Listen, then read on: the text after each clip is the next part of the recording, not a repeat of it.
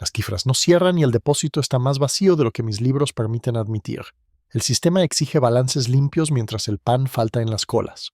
Ajusto un asiento y siento el peso de una ración que ya no existe. Si digo la verdad, me señalan. Si la oculto, alguien se queda sin comer. Sello el papel y el silencio no se mueve.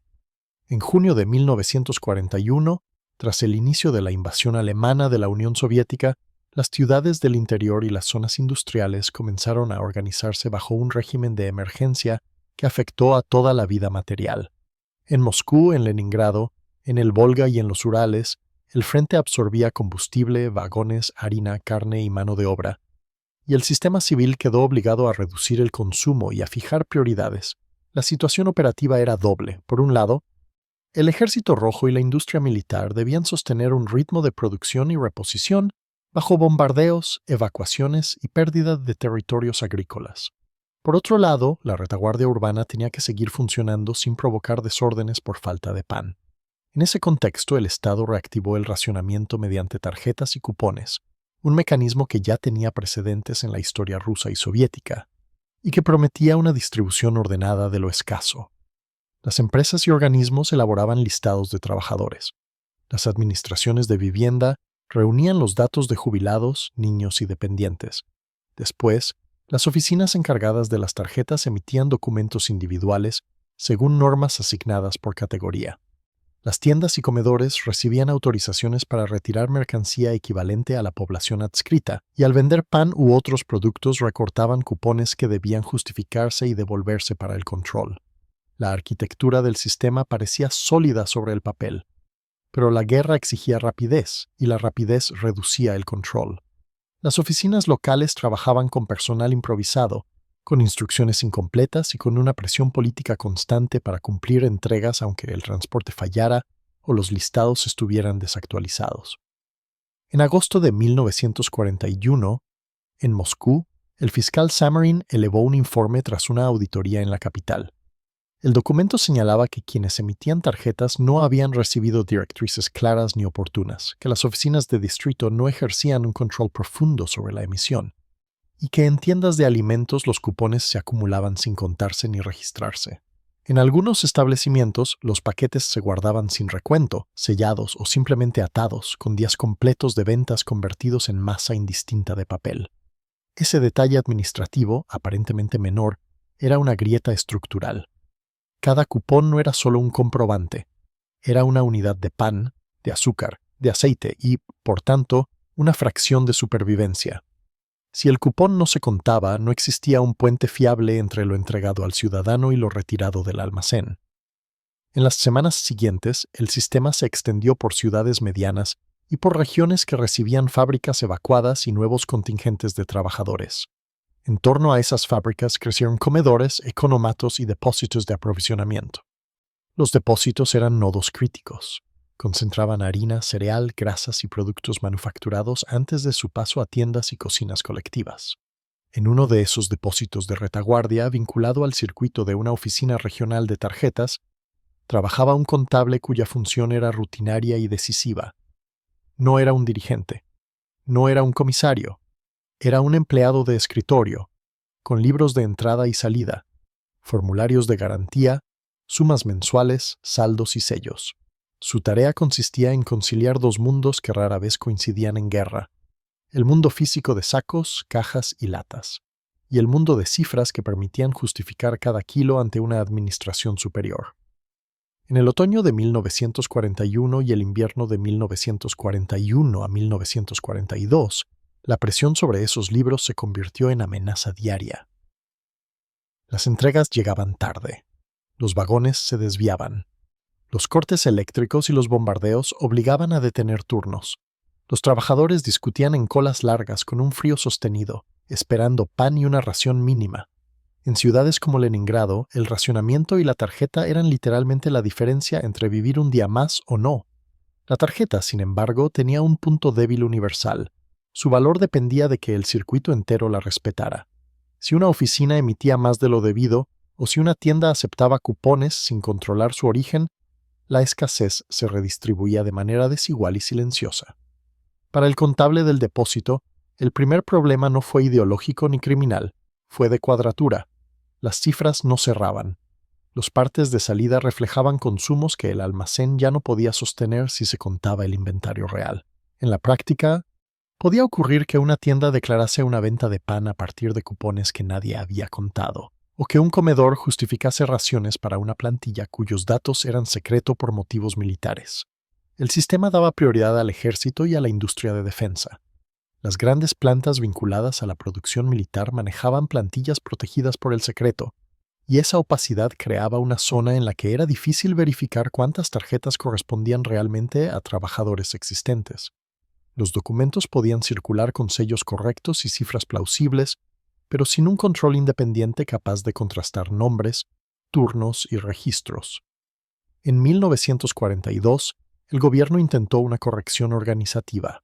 Las oficinas de tarjetas pasaron de estructuras comerciales a autoridades locales, pero el personal siguió siendo el mismo. Y los hábitos de trabajo no cambiaron con la rapidez exigida por la crisis. El 26 de junio de 1942 se crearon nuevos organismos de supervisión y contabilidad, diseñados para recibir cupones, verificar su correspondencia con los informes de ventas y sostener un control regular. La intención era clara. No bastaba con emitir tarjetas, había que vigilarlas. Para el contable del depósito, aquella reforma significó más formularios y más visitas de inspección. También significó una nueva forma de riesgo. Cada inspección era una oportunidad de descubrir un descuadre que podía interpretarse como sabotaje, negligencia criminal o encubrimiento, categorías peligrosas en un estado en guerra. El margen para explicar un error técnico se estrechó. La retaguardia debía ser eficiente y disciplinada, y el lenguaje oficial tendía a leer el fracaso como conducta culpable. La escasez, mientras tanto, seguía produciendo conductas adaptativas que no siempre eran abiertas. No siempre había saqueos con violencia. A menudo el saqueo era silencioso. Era una sustracción pequeña y repetida, alimentada por la certeza de que la ración oficial no alcanzaba, por la tentación de compensar el esfuerzo del trabajo y por la existencia de mercados donde cupones y tarjetas circulaban. La propia policía registró un fenómeno que delataba la erosión del sistema. En algunos casos, empleados de tiendas y cantinas compraban tarjetas y cupones en mercados para adquirir bienes escasos que faltaban por los robos. Esa frase era un diagnóstico. El circuito formal alimentaba el circuito informal y ambos se sostenían con papel. En ese ambiente, el contable del depósito comprendió que el problema no era solo que faltara mercancía, el problema era que faltaba trazabilidad, y sin trazabilidad, toda la responsabilidad terminaría en el punto más fácil de señalar. El escritorio, el libro mayor, la firma al pie. La solución que empezó a formarse no fue anunciada como una decisión. Apareció como un ajuste, como una corrección contable para que los números concordaran con lo que el sistema esperaba ver. El contable no podía fabricar pan, pero podía fabricar coherencia estadística. La coherencia se construía con técnicas conocidas por cualquier administración: retrasar la imputación de una salida, redondear saldos, aceptar garantías sin comprobar su origen, registrar cupones en bloques sin recuento detallado y, sobre todo, declarar destrucciones o pérdidas mediante actas internas cuando el papel sobrante o faltante ya no cuadraba. A medida que avanzaba 1942, esa lógica de supervivencia administrativa se cruzó con una lógica abiertamente criminal. En distintos lugares se detectaron grupos que robaban tarjetas a gran escala. Las emitían sin visado de los responsables o utilizaban sellos de organizaciones disueltas para solicitar lotes enteros. En Ulyanovsk, un caso describía un grupo de empleados y cómplices encabezado por una cajera comercial llamada Kurushina, con un funcionamiento interno donde faltaban controles elementales. Cajones y armarios vulnerables, cuentas personales no abiertas, emisión sin visado del jefe y del contable principal. En Syzran, otro grupo giraba alrededor del jefe de la oficina de tarjetas de la ciudad Kashcheyev y de un ingeniero llamado Rykov, que manejaba el sello de una organización liquidada para obtener tarjetas en nombre de una supuesta construcción y venderlas mediante especuladores. Esos nombres aparecían en informes y sumarios, pero en el depósito, el contable no necesitaba conocerlos para sentir su efecto. Le bastaba con ver cómo aumentaba el volumen de cupones en circulación y cómo el almacén real no correspondía al papel que supuestamente lo representaba. Las cifras falsas tenían consecuencias concretas. Si el sistema creía que un distrito había vendido menos pan del que en realidad había salido del almacén, el distrito podía pedir reposición sin que nadie detectara el agujero. Si, por el contrario, el sistema creía que había vendido más, podía recortar entregas futuras y castigar a la población por un fraude que no había cometido. Así se producía una forma de saqueo silencioso que no necesitaba romper puertas. Bastaba con alterar el balance. En las colas, el resultado era visible y rutinario. Un día el pan llegaba más tarde. Otro día la cantidad por cupón se recortaba.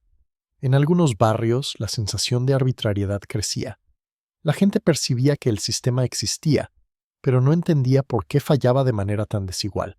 En una ciudad asediada como Leningrado, la falsificación y el robo de tarjetas y cupones se registraron como un problema real durante el periodo del sitio, y la necesidad de remitir o renovar tarjetas incrementaba la presión sobre las oficinas. Cuando en 1942 se recurrió a papel ordinario en lugar de papel con marcas de seguridad, aumentó el riesgo de falsificaciones y en algunos casos se implicó a personal de imprenta en delitos. La falsificación en la retaguardia no era siempre una imprenta clandestina sofisticada. Podía ser una copia burda aceptada por cansancio. Podía ser un cupón auténtico sustraído del paquete sin contar. Podía ser una tarjeta emitida para un trabajador inexistente, con un nombre que nadie revisaba porque la fábrica era especial y su plantilla era confidencial. El contable del depósito entró en una zona moral estrecha. Si denunciaba, podía quedar atrapado en una investigación que buscaría culpables con rapidez. Si corregía cifras para encubrir descuadres, contribuía a que el fraude siguiera drenando alimentos. Si se negaba a ajustar números, la maquinaria administrativa podía detener entregas o sancionar al depósito por incumplimiento, afectando directamente a comedores obreros. La solución oficiosa se consolidó como práctica. No era un solo asiento falso, era una forma de contabilidad defensiva. Se aceptaban informes agregados. Se evitaba el conteo detallado de cupones en días de máxima carga. Se priorizaba presentar balances limpios ante el supervisor, aunque para ello hubiera que posponer el reconocimiento de pérdidas o realizar saldos con actas internas. En paralelo, el saqueo silencioso se normalizaba por capas. Un empleado de tienda guardaba cupones sin entregar, otro los revendía. Un tercero compraba cupones en el mercado para completar su acceso a bienes escasos. En algunos lugares, además, se emitían demandas ficticias y se obtenían tarjetas o mercancía con respaldo documental aparente. El papel se convirtió en herramienta de supervivencia y, a la vez, en vector de extracción. El Estado respondió con un dispositivo policial a gran escala. En 1943 se lanzó una operación del NKVD contra los abusos del sistema de tarjetas, con múltiples causas penales en repúblicas y regiones. En esa operación se abrieron 1.848 casos, con participación de trabajadores de 1.616 agencias de tarjetas y de organismos de control, además de miles de cómplices. La producción de tarjetas y boletos se trasladó a imprentas mejor protegidas, y en algunas zonas se decidió enviar tarjetas desde Moscú para reducir el riesgo local de falsificación. La respuesta institucional tenía un efecto inmediato en depósitos y oficinas. Aumentaron las inspecciones, los sellos se controlaron con más rigor. Se exigieron recuentos donde antes se toleraba el bloque. La atmósfera se volvió más tensa porque la corrección administrativa dejó de ser un asunto de eficiencia y se convirtió en un asunto de seguridad. En esos meses, el contable del depósito se encontró ante la consecuencia más concreta de su práctica. El ajuste de cifras, que había servido para evitar sanciones y mantener el flujo, ahora podía ser leído como indicio de encubrimiento. Si una auditoría reconstruía el circuito y encontraba actas internas sin respaldo o saldos demasiado perfectos, el contable podía quedar señalado. La campaña represiva, sin embargo, no eliminó el fenómeno. Los informes oficiales posteriores reconocieron que los delitos persistieron, incluso tras controles repetidos. En 1944 se reportaron abusos y robos en un número elevado de oficinas de control y se constató que en muchas de ellas los crímenes reaparecían después de una primera inspección. En 1945 se volvió a afirmar que el uso indebido de tarjetas estaba muy extendido y ocurría en casi todas las partes del sistema. La guerra, en otras palabras, había creado un entorno en el que la norma y la excepción se confundían. El sistema formal necesitaba rapidez. La rapidez favorecía la brecha generaba oportunidades, y las oportunidades, en escasez, atraían tanto a redes organizadas como a pequeñas apropiaciones cotidianas. Algunos casos mostraban hasta qué punto el papel podía transformarse en pan. En Kuibyshev se describió la actuación de un tipógrafo llamado Petrov, vinculado a una planta del sector aeronáutico, que robó cupones y, con cómplices, organizó una impresión clandestina de boletos falsos, elevando su producción a grandes volúmenes diarios y obteniendo cantidades significativas de pan y dinero. La existencia de ese caso reforzaba el clima de sospecha sobre cualquier descuadre. Si alguien podía imprimir cupones en un sótano, entonces cualquier anomalía contable podía interpretarse como parte de una cadena delictiva. Para el contable del depósito, la consecuencia final fue más gris que espectacular. No hubo un momento único de derrumbe. Hubo una acumulación de revisiones, de órdenes contradictorias, de presión por cumplir y de temor a que el libro mayor se convirtiera en prueba penal. En esa acumulación, el contable adoptó una disciplina distinta: reducir la discrecionalidad, evitar las correcciones sin respaldo, exigir recibos más precisos, cerrar saldos con el método que el organismo de control exigía, aunque eso implicara demoras y fricción con tiendas y comedores. Ese cambio no solucionó el hambre ni la escasez, pero modificó el modo de producirla y de ocultarla. El saqueo silencioso se desplazó. Donde antes bastaba con paquetes sin contar, ahora se buscaban otros puntos débiles: actas ficticias de destrucción, garantías falsas sobre consumo, manipulación de saldos después de la emisión mensual de tarjetas. El propio sistema reconocía esos métodos, señalando que las actas ficticias servían para cubrir despilfarros y robos, y que la destrucción de cupones hacía difícil demostrar la falsedad de determinadas garantías. En el terreno social, la población siguió viviendo la parte visible: colas, raciones insuficientes, rumores sobre favoritismos, mercados paralelos y una sensación persistente de injusticia logística. Los trabajadores y empleados, según informes internos, seguían recibiendo menos alimentos de los previstos en tarjetas en algunos casos, un síntoma de que el circuito formal no garantizaba por sí mismo la entrega real. La guerra terminó, y con ella cambió el paisaje de emergencia. Pero el sistema de tarjetas no desapareció de inmediato, y los informes de posguerra continuaron señalando abusos y persistencias. En ciudades marcadas por el sitio y el hambre, como Leningrado, el recuerdo de la tarjeta quedó asociado a la supervivencia diaria y a la experiencia de que el papel podía perder valor si la administración se rompía. El contable del depósito no dejó un nombre célebre ni un relato heroico en la memoria pública. Su papel fue el de muchos empleados intermedios que sostuvieron, y a veces deformaron, el funcionamiento de la retaguardia. Entre el miedo a fallar y la necesidad de alimentar comedores, su escritorio fue un punto donde la guerra se expresaba en columnas de números. Las cifras falsas no fueron solo una técnica de fraude, fueron también el síntoma de un sistema empujado al límite, donde la presión por cumplir podía convertir el ajuste en hábito, y el hábito en un daño social acumulado. Cuando el aparato policial intensificó controles y trasladó la impresión a imprentas protegidas, el objetivo fue cerrar la brecha entre papel y alimento. La brecha se redujo en algunos puntos, se abrió en otros y dejó tras de sí una lección administrativa sin proclamación. En tiempo de racionamiento, la contabilidad no es un registro neutro, sino un mecanismo que distribuye vida cotidiana, paciencia social y, en ocasiones, resentimiento. Al final de la guerra, la historia de aquellos depósitos y de sus contables quedó enterrada bajo estadísticas generales y relatos militares. No hubo monumentos para los libros de cuentas ni para los sellos de oficina, pero en los archivos y en los informes quedó constancia de que, en 1941, el sistema funcionaba en papel, y que esa distancia entre el papel y el pan fue un espacio donde prosperaron robos, falsificaciones y saqueos silenciosos. La retaguardia soviética ganó tiempo, sostuvo producción y resistió, pero lo hizo también cargando con una guerra administrativa en la que cada cupón mal contado tenía un efecto real sobre la mesa de alguien.